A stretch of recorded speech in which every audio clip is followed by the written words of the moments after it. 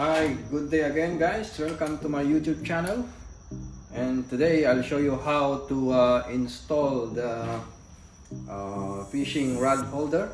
So I will use this 316 stainless steel to weld in this part of my handrails so that I can use my fishing rod 45 degrees. So I will show you how to do it. So first I need the welding TIG machine. So I already set up my machine, and my filler wire is here, and also my handpiece, and I use Lincoln TIG machine. So this is a good machine which is made in Poland. And I already set up my gas line because we need an argon. So it's here, my little argon. So we use gas, and also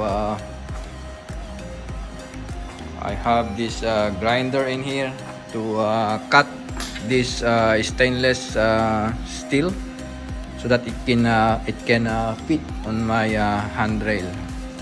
So yep, let's do it.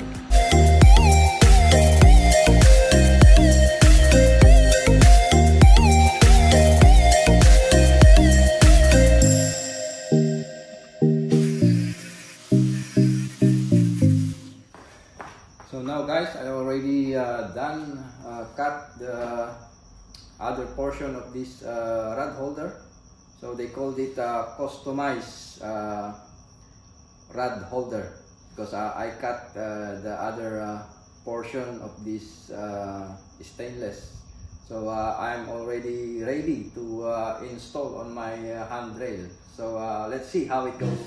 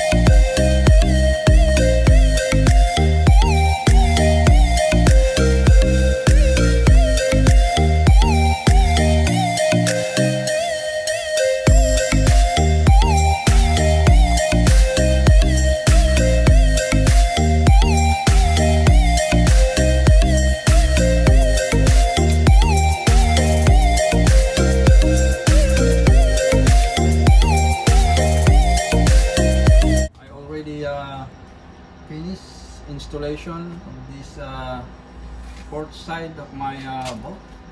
So it's ready for fishing tomorrow. And I also have a small Mercury outboard in here. It's 8.0 horsepower, and I use this one as auxiliary just in case the main motor is not will not start.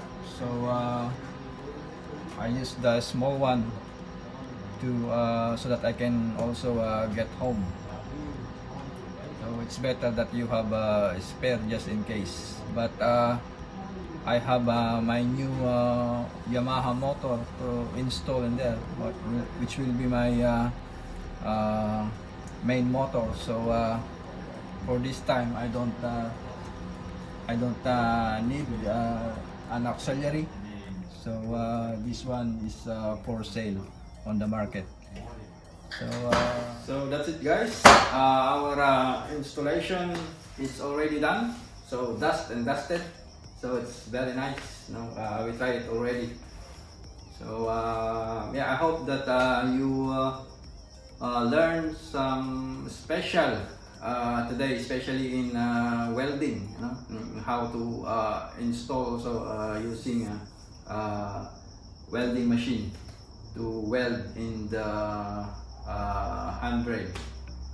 So yeah, I just want to know you that our company is hiring now in Philippines. So if you are a welder or a boiler maker, a painter or a mechanic, so there's a lack of manpower now here in Australia because of COVID-19. So the other state cannot come in Perth. So our company is trying to hire in Philippines and more workers here in Australia. So if you are an unskilled worker, so it is your chance to find agency and apply, so that you have also chance to come here in Australia. So the rate now here in local is about $40 to $50 an hour. And if you're working on mine site like fly in fly out, they give $60 to $70 an hour. So an hour. So $1 is 35 pesos. So how much that? So it's up to you how to compute it. So I hope that you enjoy watching my YouTube channel, and keep on supporting and keep on subscribing my channel, and follow me on my YouTube.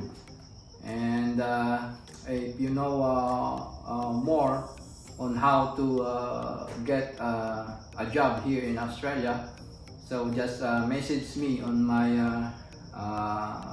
Facebook account, and I will send you the link, so that you can apply on the agency, which is they're hiring now skilled worker bound for Australia.